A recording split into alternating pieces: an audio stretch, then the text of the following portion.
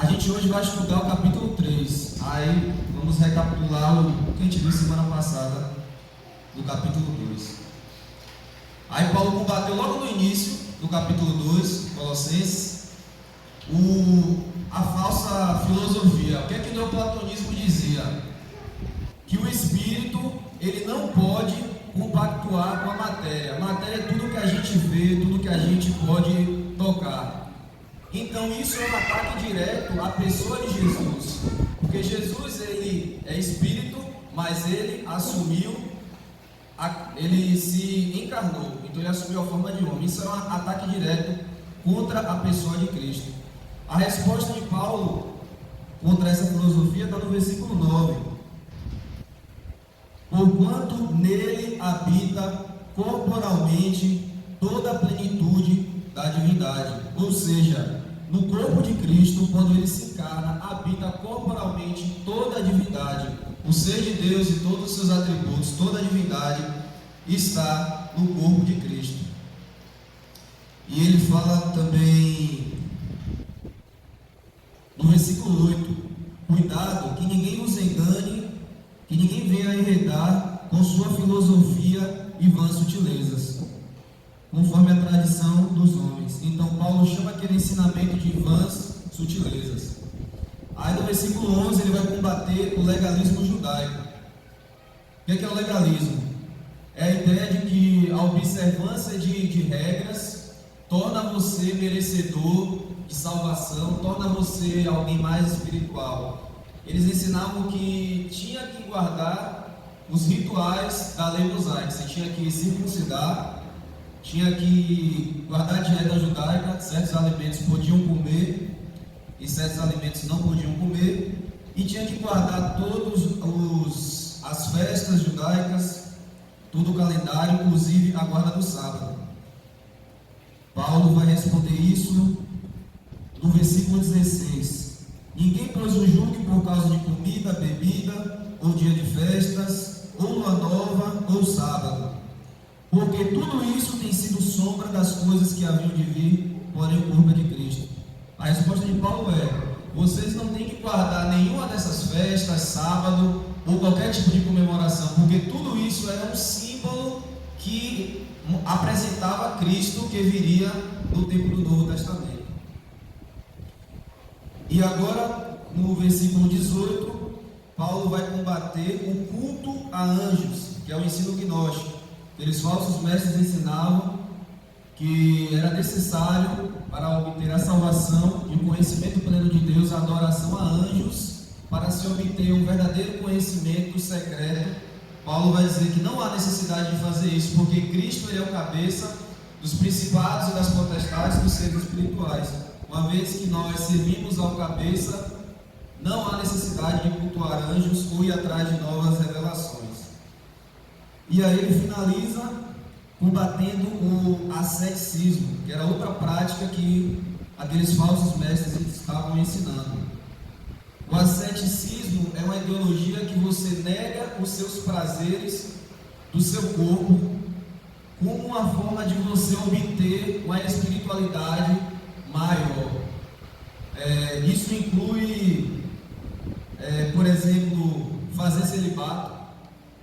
Você vê essa influência até na igreja católica, né? Os padres eles não casam. Tinha também a questão de autoflagelação. Tinha gente que se automutilava ou se agredia com compensação por seus pecados e tudo mais.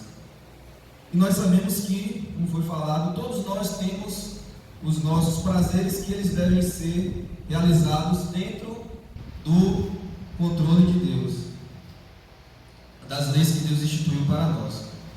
Então, nós vimos que são práticas que Paulo combateu, que nada disso, como ele fala no versículo 23, tais coisas, com efeito, têm aparência de sabedoria, como culto de si mesmo, e de falsa humildade e de vigor ascético, todavia não tem valor algum contra a sensualidade. Tudo isso que esses falsos mestres estavam ensinando poderia até parecer algo sábio, poderia parecer algo espiritual aparentemente, mas não tinha valor nenhum para uma verdadeira vida espiritual em obediência a Deus. Uma vez combatido todos esses ensinos, agora Paulo vai falar o que realmente é a vida cristã verdadeira, o que é realmente que devemos fazer para ter uma vida que agrada a Deus. Então, se pudesse dar um título para essa mensagem de hoje, eu diria que aqui são as marcas da verdadeira conversão. A gente tem que ouvir esse texto e perguntar se isso está presente na nossa vida. Isso que vai começar agora no capítulo 3, porque aqui são as evidências de que nós realmente somos convertidos, somos regenerados, somos pessoas que foram alcançadas pela graça de Deus. Aí no versículo 1, seria a primeira evidência da conversão. E essa evidência é que nós buscamos mais as coisas do alto do que as que são daqui da terra. Capítulo 3, versículo 1. Portanto, se fostes ressuscitados juntamente com Cristo, buscai as coisas lá do alto, onde Cristo vive, assentado à direita de Deus. Pensai nas coisas lá do alto, não nas que são aqui da terra, porque morrestes e a vossa vida está oculta juntamente com Cristo em Deus. Quando Cristo, que é a nossa vida, se manifestar, então vós também sereis manifestados com Ele em glória. Amém. Amém.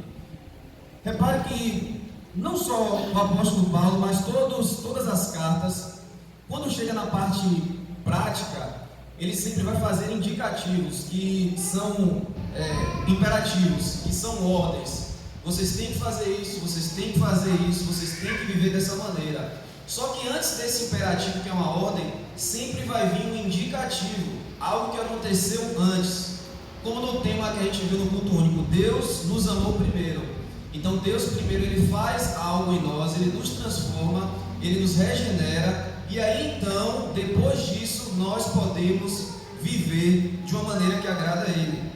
Então, olha como começa o versículo 1, portanto, ou seja, houve algo antes, que é, se fostes ressuscitados juntamente com Cristo.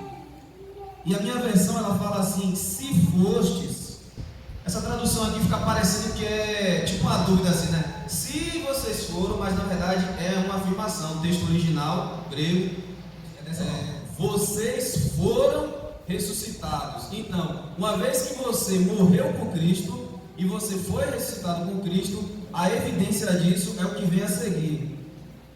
Se vocês ressuscitaram juntamente com Cristo, buscai as coisas lá do alto, onde Cristo vive, assentado à direita de Deus. Pensai nas coisas lá do alto, não nas que são aqui da terra. Isso aqui, o apóstolo Paulo está trazendo aquele ensinamento que Jesus fez no Sermão do Monte. Buscai, pois, em primeiro lugar o reino dos céus e a sua justiça, e todas as coisas serão acrescentadas. Ele está falando, pense nas coisas que são do alto, não na daqui da terra. Claro que isso não significa que nós não vamos preocupar com nossas vidas, né? Com o nosso trabalho. Eu tenho que pegar um ônibus para ir para o meu trabalho, eu tenho que pensar no que eu vou fazer no trabalho, eu tenho que pensar como é que eu vou cuidar dos meus filhos, eu tenho que pensar o que a gente vai fazer para o almoço, para a janta, né? Tem todas as nossas preocupações diárias. Mas tudo que a gente faz na nossa vida, no nosso trabalho, no nosso casamento, seja onde for, Cristo, ele tem que estar no centro. Ele tem que estar no centro das nossas vidas, e todas as decisões que nós tomamos, seja qual for a área da nossa vida, Cristo tem que estar em primeiro lugar. Então nós temos que, a nossa mente, ela tem que estar nas coisas do alto, onde Cristo está, sentado à direita de Deus. E aí, às vezes eu me pergunto, será que eu estou vivendo isso na minha vida? Qual é o último pensamento que vem à minha cabeça, à minha mente quando eu vou dormir? O que é que eu penso quando eu acordo de manhã? Será que o centro da minha vida, dos meus pensamentos, das minhas decisões estão na pessoa de Cristo, uma vez que eu morri com Ele e ressuscitei com Ele?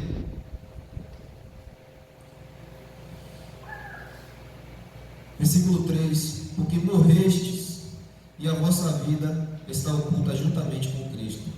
O interessante é que Cristo, ele morreu, ele não só morreu por nós, mas nós morremos com ele. Então na cruz nós estávamos com Cristo. Aqueles dois ladrões que estavam ao lado, um de cada lado, Jesus no centro, nós estávamos mais próximos de Jesus naquele dia do que aqueles dois homens, porque ali na cruz nós estávamos com Cristo. Naquele momento ele carregou os nossos pecados. A ira de Deus, de cada pecado que nós cometemos até hoje, do que nós cometemos e do que ainda vamos cometer, estava na pessoa de Cristo naquele momento. Pode ter certeza que ele sabia o nome de cada um de nós. Cada pecado, cada mácula, naquele dia foi derramado em cima do nosso Senhor. E a nossa vida, uma vez que morremos e ressuscitamos, ela está oculta juntamente com Cristo. Como é que ela está oculta? Nós fomos transformados por Cristo, mas essa nossa vida está lá oculta com Ele. As pessoas ao nosso redor, elas veem o nosso exterior, elas podem até ver alguma mudança que aconteceu nas nossas vidas, mas elas não conseguem entender ou ver realmente aquilo que aconteceu lá no nosso íntimo. Então, nossa vida, o nosso futuro, a nossa esperança está oculta em Cristo. E é no versículo 4 ele diz: quando Cristo, que é a nossa vida, repare que é sempre evidência, que é se manifestar, isso é na volta de Cristo, então vós também sereis manifestados com Ele em glória. Como eu espero esse dia?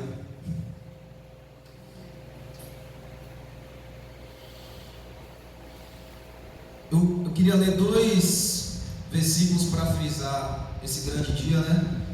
Algum irmão pode ler Filipenses capítulo 3 e outro irmão Apocalipse capítulo 21, versículo 4.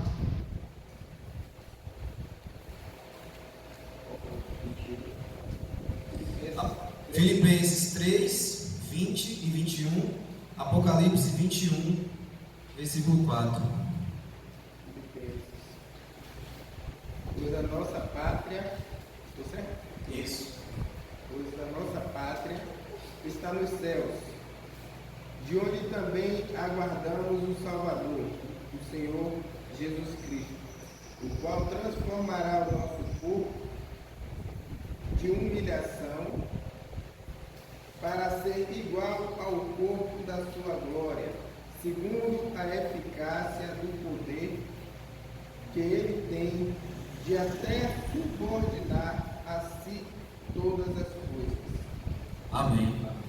Nós receberemos um corpo semelhante ao da ressurreição de Jesus Cristo. Um corpo glorioso, como diz o apóstolo Paulo em 1 Coríntios, incorruptível, um corpo eterno, e viver na glória com nosso Senhor Jesus. E agora Apocalipse 21. E ele julgará nos céus toda a glória, e já não existirá, já não haverá, porque as primeiras coisas passaram. Amém. Vocês querem fazer parte dessa glória, irmãos? Amém. Devemos examinar nossas vidas e dizer: será que eu vivo pensando realmente nas coisas do alto? Será que a minha busca é conhecer cada dia mais a pessoa de Cristo, a sua obra redentora? Porque hoje no mundo nós temos várias ideias da pessoa de Cristo. Cada religião apresenta Cristo de uma forma. Até nós mesmos, que fazemos parte da mesma igreja, mas cada um de nós temos uma maneira peculiar de olhar para a pessoa de Cristo.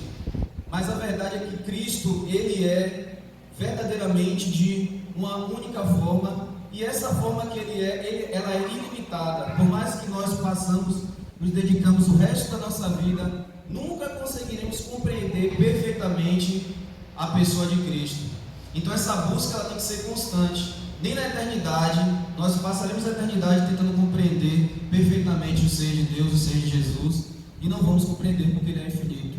mas a nossa busca ela tem que ser diária. Precisamos buscar cada vez mais conhecer ao nosso Senhor e Salvador. Agora vamos à segunda evidência, de uma verdadeira conversão, que é mortificar a natureza terrena. Vai ser dos versículos 5 a 9. Fazei, pois, morrer a vossa natureza terrena: prostituição, impureza, paixão lasciva, desejo maligno e avareza, que é a idolatria. Por estas coisas é que vem a ira de Deus sobre os filhos da desobediência. Ora, nessas mesmas coisas andavastes vós também, noutro tempo, quando vivíeis nelas. Agora, porém, despojai-vos igualmente de tudo isto: ira, indignação, maldade, maledicência, linguagem obscena no vosso falar. Não mentais uns aos outros, uma vez que vos despistes do velho homem contra os seus feitos. Então, continuando, o indicativo: morremos e ressuscitamos com Cristo.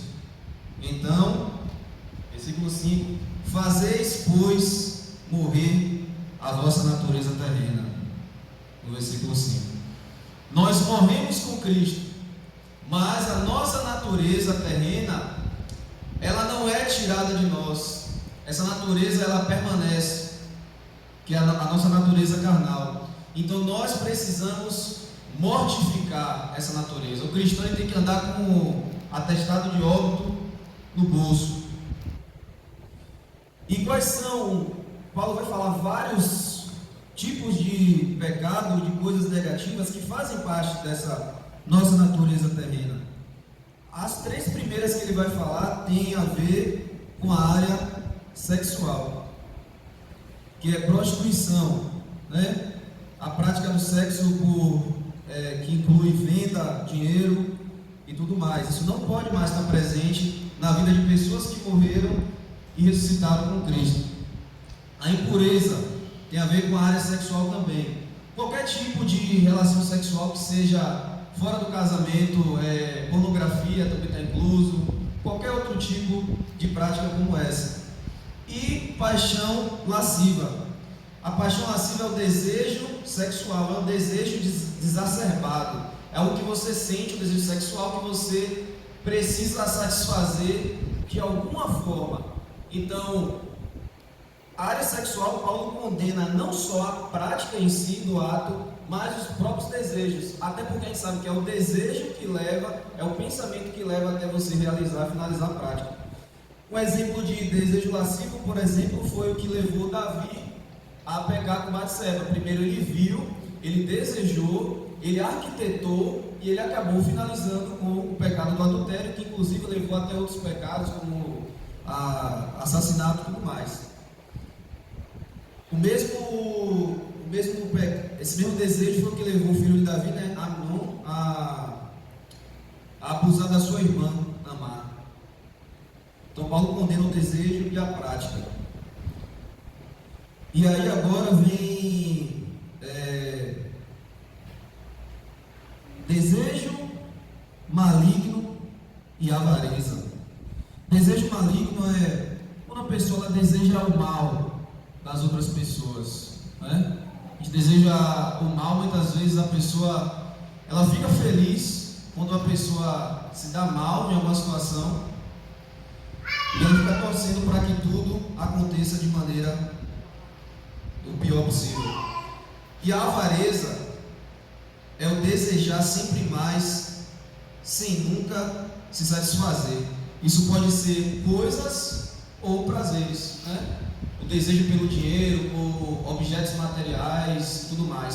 Só que a avareza, ela está sempre presente em um desejo que você não pode satisfazer, algo que é contrário à vontade de Deus. E esse desejo, ele leva você a fazer muitas coisas erradas, Por exemplo, se você tem um desejo por dinheiro, ele pode levar você a ser corrupto, A você roubar.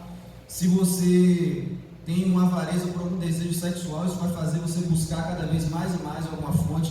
Isso está em todas as áreas.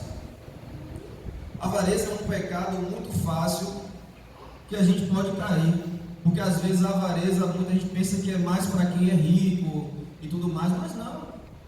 Não, um pobre, uma pessoa comum, pode cair facilmente no pecado da avareza. E é o único pecado na Bíblia que é comparado com a idolatria. Porque no momento que você tem tanto desejo por algo, que você busca algo, qualquer coisa que você coloca como mais importante do que Deus, você está idolatrando algo, seja lá o que for. E o apóstolo Paulo vai dizer que por essas coisas é que vem a ira de Deus sobre os filhos da desobediência. Ora, versículo 7: nessas mesmas coisas andastes vós também, no outro tempo, quando viveis nelas. Paulo está falando do passado dos colossenses, antes de conhecer o Evangelho e serem transformados por Jesus. Assim também nós. Versículo 8: agora, porém, despojai-vos igualmente de tudo isso, né? É o se despojar, é retirar e atirar, jogar fora.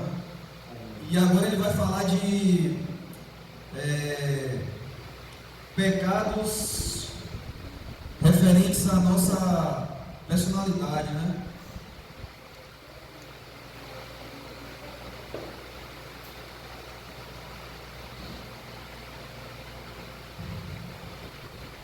Agora, porém, despojai-vos igualmente de tudo isto: ira, aquele sentimento de raiva, aquele sentimento explosivo que você não se controla, a indignação. A indignação é uma espécie de ira, só que a ira você explode, e a indignação é aquela raiva que você sente, que você fica ali guardando por dentro de você, mas por dentro você está indignado, né? O apóstolo está também combinando esse tipo de atitude. E a maldade, maledicência nós sabemos que inclusive a palavra maledicência, a tradução, a palavra original é usada como blasfêmia. Só que na maioria das vezes no Novo Testamento, quando fala blasfêmia, é uma ofensa contra Deus. Nesse contexto aqui está falando sobre ofender os irmãos, o próximo. A maledicência é a gente falar mal um dos outros, a gente difamar o irmão, ou seja quem for, pessoas de fora também. Isso não pode estar presente de nenhuma maneira nas nossas vidas. E agora, no maledicência aqui, ele já começa os pecados da língua, né? Os pecados da língua. E pense que os pecados relacionados à língua são um dos que a gente mais tem facilidade para cair. Não é à toa que Tiago gastou um capítulo inteiro para falar sobre a língua, né, na sua epístola. Porque é muito fácil a gente abrir a boca e falar. A maledicência é falar mal dos outros, né? E aí vem, linguagem obscena no vosso falar. É a única vez no Novo Testamento que aparece essa palavra, linguagem obscena no vosso falar. No contexto que Paulo falou, naquele tempo, entre eles tinham a ideia do que é a linguagem obscena. Hoje nós temos muitas outras palavras, muitos meios de falar diferente, a cultura é diferente, mas todos nós temos uma consciência do que é a linguagem obscena. Resumindo, seria ter a boca suja, né? Isso inclui palavrões, isso inclui qualquer tipo de palavra que tem alguma conotação sexual ou qualquer coisa que seja de alguma forma pecaminosa ou que possa desmoralizar alguém, né? Isso não pode de forma alguma estar presente na vida do cristão. E aí vem mais o pecado da língua: não mintais uns aos outros. Não mintais uns aos outros. O cristão que mente, ele está se associando com o pai da mentira. E quem é o pai da mentira? É o diabo. Então quem mente é o quê? E assim, tem aquele negócio de uma mentirinha de leve, né? Uma mentirinha branca. Foi só uma brincadeirinha. Não, aqui o apóstolo Paulo é bem claro: não mintais uns aos outros, mais uma vez, olha o indicativo, mais uma vez que vos despistes do velho homem com os seus feitos. O que é o velho homem? O velho homem é a natureza terrena, a natureza antiga que a gente tinha, que a gente herdou dos nossos primeiros pais, Adão e Eva. Lembra aquela passagem lá em Romanos que fala que por um homem o pecado entrou no mundo através de Adão? Então nós herdamos a natureza de Adão, que é a natureza caída, a natureza inclinada para o pecado, mas por meio de Cristo também entrou a salvação. Então agora a gente se despe daquele velho homem que estava lá em Adão, e agora nós devemos nos revestir do novo homem. E esse novo homem é a imagem de Cristo. No versículo 10: e vos revestistes do novo homem, que se refaz para o pleno conhecimento segundo a imagem daquele que o criou. Lá no princípio Deus nos fez a sua imagem e semelhança, em caráter, em santidade. O primeiro homem Deus fez perfeito, mas esse homem caiu porque ele pecou.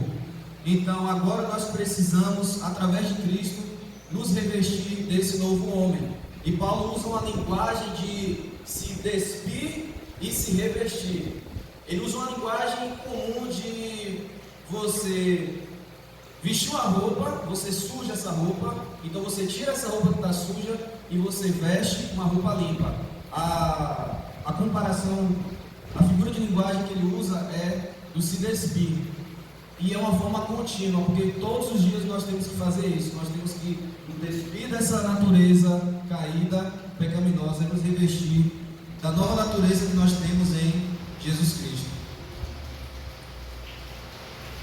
Versículo 11: no qual não pode haver grego nem judeu, circuncisão nem incircuncisão, bárbaro, cita, escravo, livre, porém Cristo é tudo em todos. Então, nessa novo nascimento, nessa regeneração desse novo homem, não há acepção de pessoas, não existe mais diferença de raças, como existia antigamente, que o judeu era o povo escolhido de Deus. Todos estão inclusos nisso. Ele vai dizer, nem grego nem judeu, que são duas raças diferentes, nem bárbaro nem cita. Bárbaro era todos aqueles que não falavam grego, todos aqueles que estavam distantes da cultura romana. E os gregos, eles não entendiam a linguagem dos bárbaros, eles só ouviam os da linguagem, aí deram esse nome, né? Surgiu os bárbaros. E o cita era aquele bárbaro que, digamos assim, da escala mais baixa, aquele bem grosseiro mesmo, sabe? Aquele bem, digamos assim, lá embaixo da sociedade.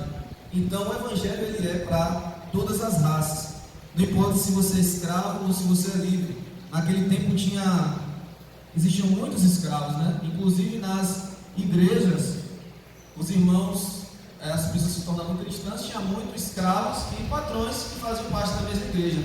Inclusive a gente vai ver que nessa igreja de Colossos tinha um escravo, que é o Onésimo, que tinha o seu patrão Filemon, que ele fugiu, conheceu Paulo, se converteu, e Paulo escreve até a carta a Filemon para que ele pudesse deixar seu escravo em liberdade. Inclusive, vamos ver aqui daqui a pouco, que ele vai ser um dos portadores dessa carta, que vai levar essa carta para os irmãos de Colossos. Então o evangelho, essa boa notícia é para todos, sem exceção. 12. Revestimos, pois, como eleitos de Deus, santos e amados, de ternos afetos, de misericórdia, de bondade, de humildade, de mansidão e de longanimidade. É muita coisa para a gente, é muita roupa para a gente vestir aí, viu, gente? Se for por falar para cada uma dessas aqui, bondade, humildade, mansidão, daria, eu acho que cada um desses uma mensagem, né? Eu vou falar do longanimidade. A longanimidade é a paciência com pessoas difíceis, tá? É você ser paciente com pessoas que muitas vezes você deveria se irar ou você revidar, mas você tem a paciência, você suporta. E exatamente o que vem em seguida, ele vai dizer de que forma essa humildade, essa mansidão, essa longanimidade se aplica. No 13: suportai-vos uns aos outros, perdoai-vos mutuamente. Essa palavra suportar é realmente você aguentar, porque tem pessoas que realmente são difíceis, né? Tem pessoas que são... Aí no geral, Tem que ser recíproco entre os irmãos, né? Suportar uns aos outros. E essa palavra suportar-vos, no grego, além do sentido de você suportar, ela significa você também erguer o irmão, você sustentar ele. Então não é só você aguentar o seu irmão, é você dar suporte a ele.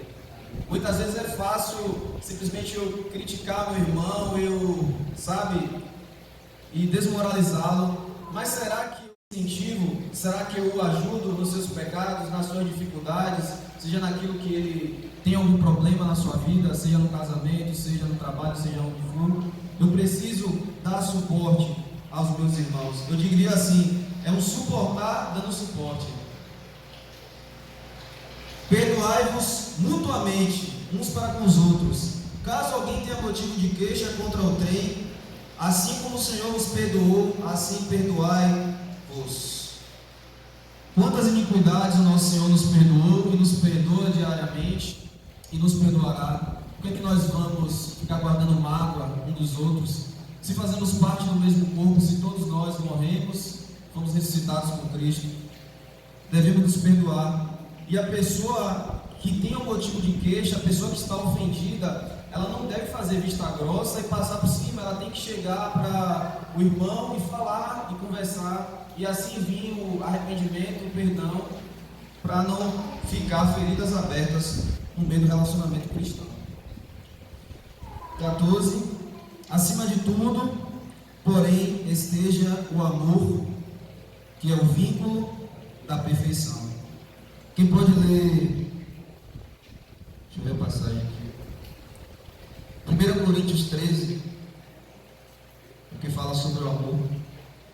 O amor é paciente, é benigno, o amor não arde em ciúmes, não se ufana, não se ensoberbece, não se conduz inconvenientemente, não procura seus interesses, não se exaspera, não se ressente do mal, não se alegra com a injustiça, mas regozija-se com a verdade.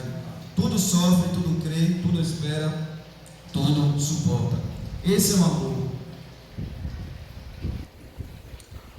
E Paulo diz que o amor tem que ser o vínculo da perfeição. O vínculo é, você pega duas folhas de ofício, e aí você gruda uma na outra e você cola ela. Aquilo é o vínculo, né? Você está unindo. Então o amor que nos une. Todas essas qualidades que eu li agora, 1 Coríntios, ela está no amor. O amor perdoa, o amor não guarda ressentimento, ele tudo crê, tudo suporta. Versículo 15. Seja a paz de Cristo o árbitro, o juiz, né, entre vosso coração, a qual também fostes chamados em um só corpo, e sede agradecido. Seja a paz de Cristo. A paz de Cristo é o contentamento que a gente tem quando a gente sabe que o nosso Redentor está vivo. É o contentamento de saber que todas as coisas estão no controle de Deus, seja em momentos difíceis, seja qual for a situação, Deus está no controle, Deus nos amou primeiro. Cristo mesmo diz: eu já venci o mundo, nós estamos salvos, nós devemos obediência a Deus. E essa certeza que nós podemos ter da nossa salvação, baseado, se isso aqui que a gente está vendo se aplica à nossa vida, se isso se encaixa na nossa vida, nós podemos sim ter uma certeza, uma garantia da nossa salvação, não por nossas próprias atitudes, mas sim porque o Filho de Deus venceu e pagou a nossa dívida. Então essa paz de espírito que nós vivemos em Cristo, essa paz que deve ser o árbitro do nosso coração, sabe? É isso que deve reger a nossa vida. E sede agradecidos, no final do 15. Repare que Paulo, sempre nessa epístola, ele fala: sejam agradecidos, façam ação de graças. é sempre uma ênfase, é muito importante. Versículo 16: habite ricamente em vós a palavra de Cristo, instruí-vos e aconselhai-vos mutuamente em toda a sabedoria, louvando com salmos e hinos e cânticos espirituais com gratidão em vosso coração. E tudo em que fizerdes, seja em palavra, seja em ação, fazei-o em nome do Senhor Jesus, dando por Ele graças. Mais uma vez, agradeçam, dando por Ele graças. O contraste com tudo que nós devemos abandonar, depois, tudo que nós devemos fazer com nossos irmãos, perdoar, ser humilde, ser paciente, e agora Ele dá as instruções na nossa vida cristã. A palavra de Cristo tem que habitar em nós temos que nos instruir, nós temos que nos aconselhar uns aos outros, né? Se alguém tem uma dificuldade em uma área da vida, outro tem mais experiência, aconselha, ajuda o irmão antes de criticar, né? Vamos sempre ter essa postura. Devemos louvar a Deus com salmos, hinos, cânticos espirituais. Isso é muito importante. Com gratidão, sempre com gratidão. Não basta só nós falarmos as palavras para fora da boca. A gratidão realmente tem que estar presente quando nós louvamos a Deus. Nós temos que sentir isso dentro de nós. E tudo o que fizerdes, seja em palavra, seja em ação, tudo, irmãos, tudo que nós fazemos, seja em nome de Jesus Cristo. Aí eu me pergunto, será que tudo que eu faço na minha vida, realmente Cristo está presente? Ou eu penso primeiro na minha vida, nos meus sonhos, nos meus projetos? Será que Deus realmente está em primeiro lugar? E agora Paulo vai dar instruções nos relacionamentos sociais. Primeiro na família.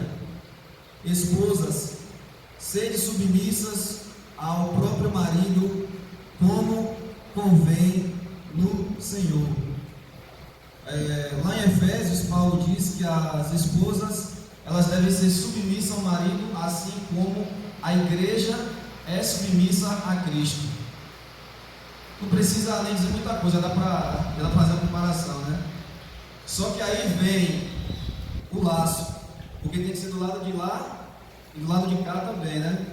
Maridos, amai-vos vossa esposa e não a trateis com amargura. E lá em Efésios diz: maridos, amem as suas esposas, assim como Cristo amou a igreja e deu a vida por ela. Muitas vezes os maridos, eles querem a submissão da esposa, mas será que nós estamos também amando as nossas esposas, assim como Cristo amou a igreja e deu a vida por ela? Será que nós tratamos nossa esposa realmente como elas merecem? Será que nós estamos dispostos a dar a nossa vida realmente, a servir de apoio, a servir de incentivo, a ser um verdadeiro conselheiro? Eu acho que a família é um equilíbrio dos dois lados. Se um não faz a sua parte, nunca vai haver uma união perfeita. E aí vem para os filhos. Filhos, em tudo, obedecer os nossos pais, pois fazê-lo é grato diante do Senhor. Sabe, filhos, em tudo obedeça a seu pai, independente se é gostando ou se não é gostando. Na Bíblia a gente vai ter várias promessas, inclusive lá, Provérbios, e espalhados as promessas para os filhos, né, que obedecem aos seus pais. E os filhos, eles poderiam, eu digo isso por experiência própria, evitar muitas coisas ruins na minha vida que eu já passei, porque na adolescência eu não ouvi os conselhos dos meus pais. E muitas vezes, principalmente na adolescência, a gente não entende aquilo que nossos pais estão falando. Por mais que seja algo desagradável, pareça chato, mas os nossos pais, eles sempre estão querendo o nosso melhor. E a gente precisa atingir uma certa idade para obter realmente uma verdadeira maturidade, para a gente aprender a entender realmente o que é melhor, é tomar as nossas próprias decisões. E aí vem também uma ressalva para os pais. Pais, não irrite os vossos filhos, para que não fiquem desanimados. é porque também os pais, não adianta ser aquele pai extremamente rigoroso com os filhos, né? Tem que ter um devido cuidado para não ficar algo também muito chato, muito agressivo, que acabe desanimando os seus filhos, né? Isso inclui disciplina, castigos e tudo mais. Tem que ter um verdadeiro equilíbrio. O interessante é que o reflexo, a família é um reflexo do relacionamento de Deus Pai com o Filho e com o Espírito Santo. Eles são iguais entre si. Ninguém é mais importante. Todos eles têm os mesmos atributos da divindade. Mas o Filho é submisso ao Pai e o Espírito é submisso ao Pai e ao Filho. Assim também a família. O homem e a mulher, eles têm a mesma importância para Deus, é a mesma coisa. Ninguém é melhor ou maior do que ninguém. Aí a mulher se submete ao marido e o filho se submete aos pais. A gente vê claramente o reflexo do relacionamento de Deus na família. Por isso que a família é tão importante. Versículo 22. Servos, obedecei em tudo ao vosso Senhor segundo a carne. Segundo a carne, porque nós temos o escravo, o servo, ele tem um senhor humano fora o seu Senhor, que é Jesus Cristo. Não servindo apenas sob vigilância, visando não somente agradar homens, mas em singeleza de coração, temendo ao Senhor. Tudo quanto fizeres, fazei de todo o coração, como para o Senhor e não para homens, cientes de que recebereis do Senhor a recompensa da herança. A Cristo o Senhor é que estáis servindo. Pois aquele que faz injustiça receberá em troco a injustiça feita. E nisto não há acepção de pessoas. Naquele tempo tinha ainda a escravidão. Então, o que Paulo estava dizendo para os escravos que se converteram? Obedeçam aos seus patrões aqui da terra, sejam fiéis, não somente para agradar eles, né? Não precisa ser para agradar eles, mas para agradar ao seu Senhor que está no céu, que vem em secreto e vai recompensar. Isso, como é que poderia aplicar nossas vidas hoje? Não tem mais escravidão, mas nós somos trabalhadores, então geralmente a gente vai trabalhar numa empresa, né? Vamos ser um funcionário. E como é que eu devo ser? Eu não devo trabalhar somente quando o meu patrão estiver presente. Eu trabalho em obra, tem muito isso, né? Quando o mestre sai da obra, os peões começam a manguear, né? Senta, vai mexer no WhatsApp e tudo mais. Então, nós temos que ter essa fidelidade, não para a nossa empresa, não para o nosso patrão, mas porque nós sabemos que tem um Deus que tudo vê e está vendo nossas atitudes. E naquele tempo tinha muito escravo que, para descontar os maltratos dos patrões, o que eles faziam, né? Botavam alguma coisa na bebida do patrão, botavam alguma coisa na comida, cuspia na comida e roubava as coisas do patrão e tudo mais. Essa é a recomendação.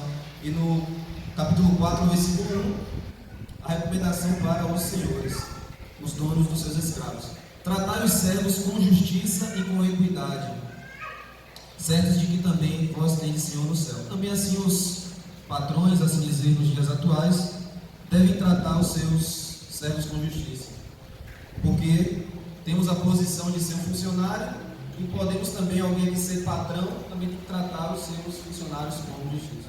A obediência, ela vem primeiro a Cristo. Se você obedece ao Senhor, se você serve a Ele, tudo vai se encaixar na sua vida. Sempre a obediência é primeiro a Deus do que aos homens. Então, se aquilo que o seu patrão, hoje é patrão, né? Naquele tempo, Paulo estava falando para os senhores dos seus servos, quer que você faça algo que é errado aos olhos de Deus, alguma injustiça, ou você fazer parte, às vezes a pessoa inventa uma história e pede até para você ser uma testemunha, né, daquela situação, e você se sente numa situação de que você não pode mentir. Você sente até o risco de seu patrão não gostar de você, dependendo da situação, até te demitir. Mas a gente tem que obedecer primeiro a Deus do que aos homens. A referência é sempre a Deus primeiro. Pode cruzar com muitas situações assim, né? Por exemplo, às vezes acerta um serviço 50 mil, e aí o cara chega para você e bota lá 100 mil para você assinar, porque ele quer ganhar algo em cima do que você está ganhando. E aí? O que vale a obediência ou o dinheiro que você vai perder, né? Então, agora Paulo vai falar sobre a perseverança na oração. Perseverar na oração, vigiando com ações de graças. Mais uma vez, com ações de graças. Agradeçam. Devemos sempre agradecer.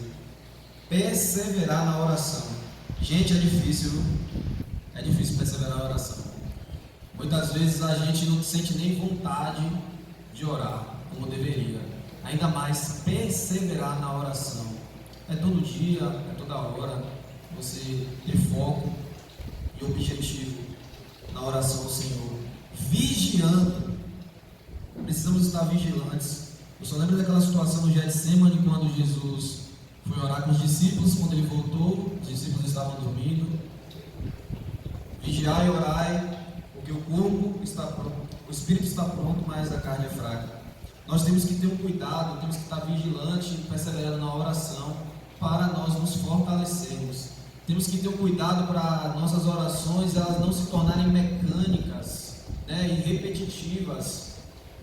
E nós estamos orando por estar orando, ou só aquela oração do acordeio na hora do almoço e antes de dormir. Não, temos que perseverar. A igreja precisa se unir sempre para orar. Tem até um cântico, aquele cântico, né? Oração é a maior força da terra. Sempre com ações de graças, agradecimento e reconhecimento pelo que Deus sempre já tem feito e vai fazer nas nossas vidas. 3. Suplicai ao mesmo tempo, enquanto você está perseverando na oração, enquanto você está vigiando, enquanto você está agradecendo, suplique também por nós. Aqui é um pedido que Paulo está fazendo diretamente para os irmãos, para que Deus nos abra a porta à palavra a fim de falarmos do mistério de Cristo, para o qual também estou algemado. Paulo ele tinha a intenção de pregar para pessoas que ainda não tinham conhecido o Evangelho. Ele orava e está pedindo para que aquela igreja possa suplicar, pedir ardentemente, se humilhar diante de Deus, se ajoelhar e pedir, para que o Evangelho pudesse alcançar outras vidas. No 4, para que eu o manifeste como devo fazer, manifestar a pessoa de Cristo. E agora Paulo vai falar no 5 e no 6, como nós devemos conversar e falar com as pessoas de fora, as pessoas que não são cristãs. No 5, portai-vos com sabedoria para com os de fora, aproveitai as oportunidades. Para eu me portar com sabedoria, primeiro eu tenho que ter essa sabedoria. Tiago diz que se você quer sabedoria, peça a Deus, que a todos Ele dá igualmente. Então a sabedoria eu vou na palavra de Deus, eu vou ler a palavra de Deus, eu vou pedir a Deus iluminação, e eu vou aprender, eu vou buscar, e quanto mais eu vivo, mais eu aprendo, mais eu fico sábio. Então, devemos fazer. A vossa palavra seja sempre agradável, temperada com sal, para saberes como deveis responder a cada um. Jesus ensinou no Sermão do Monte que nós somos o sal da terra. A principal função do sal, principalmente naquele tempo que não tinha geladeira, não tinha freezer, era a capacidade que o sal tinha de conservar os alimentos. Não tinha geladeira, então os alimentos apodreciam. Eles pegavam o sal, passavam no alimento, além de dar sabor, principalmente a função de conservar, de ficar vários dias. A gente tem exemplo de carne de charque, essas carnes que duram muito tempo. Então, quando Jesus fala de ser o sal da terra, é isso. Os cristãos, eles devem ser influência no mundo. Nós devemos pregar o Evangelho, nós devemos obedecer, porque a maneira que nós vivemos influencia diretamente as pessoas para que a maldade diminua no mundo, não se espalhe. Então a nossa palavra ela tem que ser como sal. Nossas palavras têm que ser temperadas com sal. Tem que ser palavras de sabedoria, palavras que anunciam as verdades de Deus. Muitas vezes temos que ter esse cuidado que ao invés de a gente estar cooperando para que as pessoas conheçam a verdade, a gente pode estar indo junto em conversas que não são devidas com os de fora. E agora Paulo vai finalizar com recomendações e saudações finais. Versículo 7. Quanto à minha situação, Tíquico era um dos membros do grupo do ministério de Paulo, né?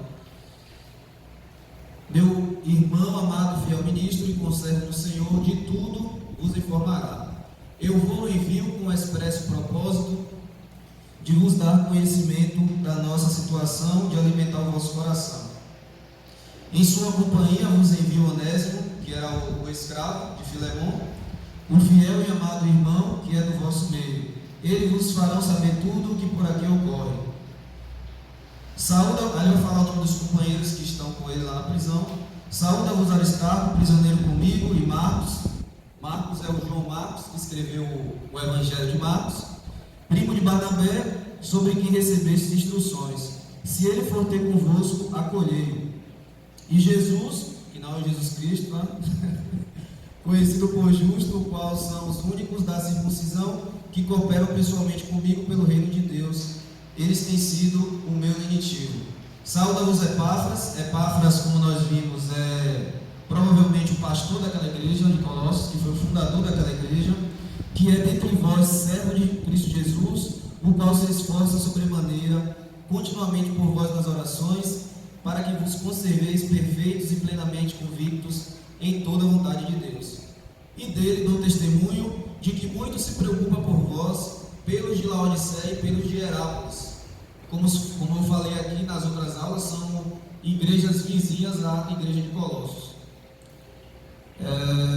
14. Saúda-vos Lucas, o médico amado, e também Demas. Saudai os irmãos de Laodiceia e Ninfa, e a igreja que ela hospeda em sua casa. E agora a recomendação de ler essa epístola dos Colossenses na igreja de Laodiceia, e a carta da igreja que foi escrita para Laodiceia ser lida na igreja de Colossos. Uma vez lida essa epístola perante vós, providenciai, porque seja também lida na igreja dos Laodicenses, e a dos de Laodiceia lede igualmente perante vós. Também dizei a Arquipo, atenta para o ministério que recebeste no Senhor, para o cumprires. A saudação é de próprio punho, provavelmente quem escreveu, não tem como a gente dizer, mas a maior possibilidade é que seja Timóteo. No início Paulo fala, Paulo e Timóteo na saudação, mas pode ser qualquer um desses outros irmãos. Mas aqui Paulo toma a carta e ele mesmo faz essa saudação. É de próprio punho, lembrai-vos das minhas algemas, a graça seja convosco. Incrível que Paulo estava em uma prisão em Roma, aguardando a sua sentença para ser decapitado, e ele fala da pessoa de Cristo, como ele falou durante toda essa carta, e os grandes incentivos que Paulo dá a esses irmãos nas situações que ele estava. Por isso ele diz, lembrem das minhas algemas. Para finalizar, só para lembrar tudo que a gente aprendeu hoje, né? Nós morremos para o mundo e para o pecado, então nós devemos buscar sempre as coisas do alto. A nossa luta é diária, é o despir e o se revestir. Eu tenho que me despir das coisas ruins e eu tenho sempre que estar me revestindo também das coisas espirituais. Devemos cuidar das nossas prioridades, botar sempre Cristo, Deus em primeiro lugar, e também temos que ter muito cuidado com o que nós falamos. Devemos cuidar dos irmãos devidamente e da nossa família.